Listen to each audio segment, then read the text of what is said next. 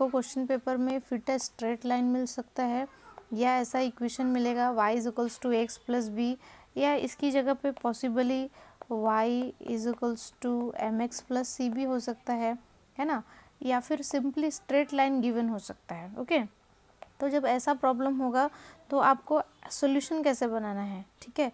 तो सॉल्यूशन बनाने के लिए जो भी हमारे को इक्वेशन लिखा है, जैसे कि यहाँ पे क्या लिखा है y is equal to a x plus b. Okay, तो पहली बार आप इसमें क्या लगा दो, समेशन लगा दो। क्या लगा है, समेशन। तो ये क्या हो जाएगा, ये समेशन y हो गया, तो ये समेशन x हो गया। और जो सिर्फ समेशन हो उसको आपको क्या लिखना है, n। n मतलब नंबर ऑफ कॉलम्स। ओके, तो नंबर ऑफ कॉलम्स मतलब हम यहाँ पे एन बी इसको लिखेंगे। जब हम पहली बार हमने इसमें क्या किया है, हमने इसमें समेशन को मल्टीप्लाई किया है। ओके, अभी दूसरी बार हम क्या करेंगे, इसमें समेशन हो गया, अभी हम इसमें x को मल्टीप्लाई करेंगे।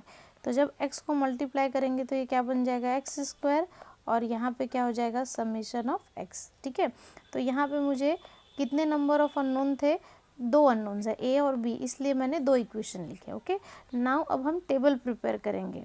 टेबल कैसा प्रिपेयर करेंगे, हमारे को x और y की वैल्यू दी हुई है, तो x की वैल्यू क्या दी हुई है, 1 3 4 5 4 5 6 8, ये मुझे दिया है x का वैल्यू। ठीक है, ये मेरी x की वैल्यू है, आप अच्छे से बनाना टेबल। ओके, नाउ y की वैल्यू कितनी है, -3 1 3 1 3 5 7 11। अब हमारे को दिखेंगे कि यहाँ पे क्या है, जब हम x को ऐड करते हैं तो हम क्या लिखेंगे, समेशन x, y को ऐड करेंगे तो क्या बोलेंगे, समेशन ऑफ y। ओके, तो हम जब इसको ऐड करेंगे तो हमको यहाँ पे 27 मिलेगा और ये हमको मिलेगा 24।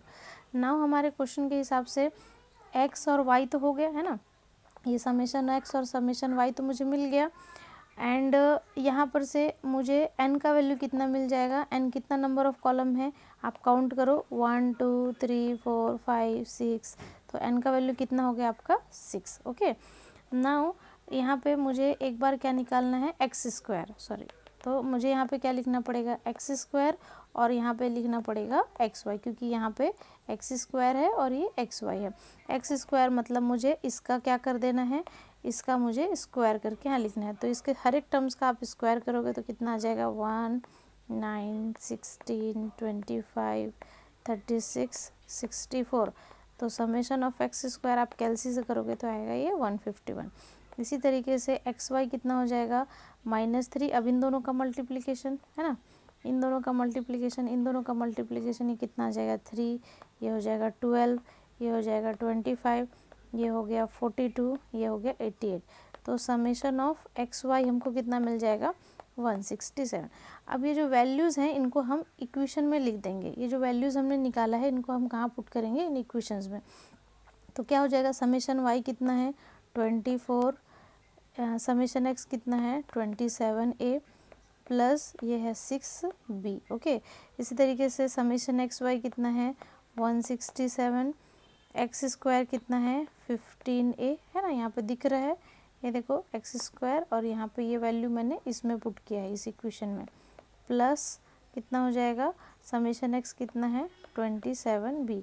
अब ये दोनों कैसे हो गए, साइमल्टेनियस इक्वेशन हो गए। आप कैलकुलेटर पे डायरेक्टली वैल्यू पुट कर देना। ओके, एंड आप बोलना after solving this two equation, after directly आप लिख सकते हो। Okay, after solving this equation आपको a का वैल्यू कितना मिल जाएगा, -5 कैलकुलेटर पे आएगा, एंड b का वैल्यू कितना आ जाएगा 2।